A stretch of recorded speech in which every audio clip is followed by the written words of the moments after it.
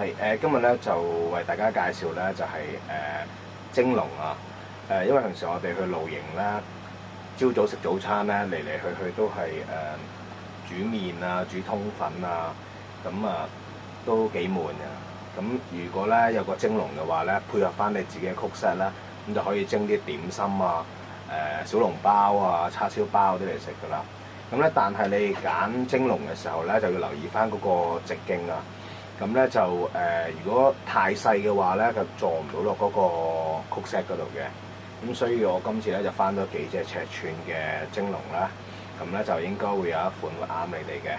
咁嗱，我呢個示範點樣蒸呢個呢啲係即食點心嚟㗎啦，喺啲超級市場有得賣㗎啦。咁咧就啱啱好，呢個最細尺寸嚟嘅，15 cm 嘅。咁就啱啱好蒸到2 pat 嗰啲即食嘅點心㗎啦。嗱，譬如假設咧，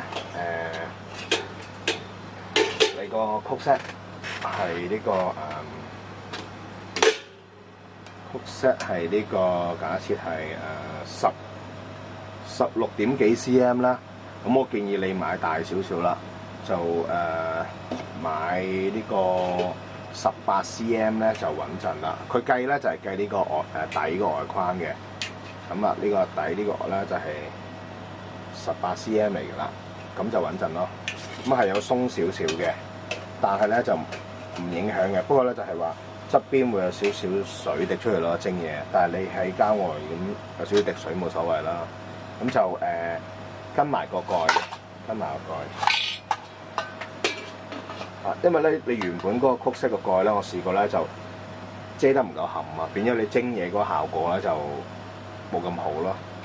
咁咧至於咧，你話係呢啲曲式裏面咪啲細煲嘅，好細隻嘅，咁咧其實都可以配到嗰個蒸籠嘅。以呢個為例咧，佢個尺寸咧係大概係15點幾 cm 嘅，咁我哋咪配個16 cm 俾佢咯。咁就跟埋個蓋，咁個價錢咧就大細有少少分別啦。細嘅會係50零蚊啦，連埋個蓋啦。咁大嘅會係60零蚊連埋蓋咯。咁就照舊啦，都係有會員卡會有8折嘅。咁咧就唔講咁多啦。咁咧就我同伙計食下午茶啦，唔阻你哋。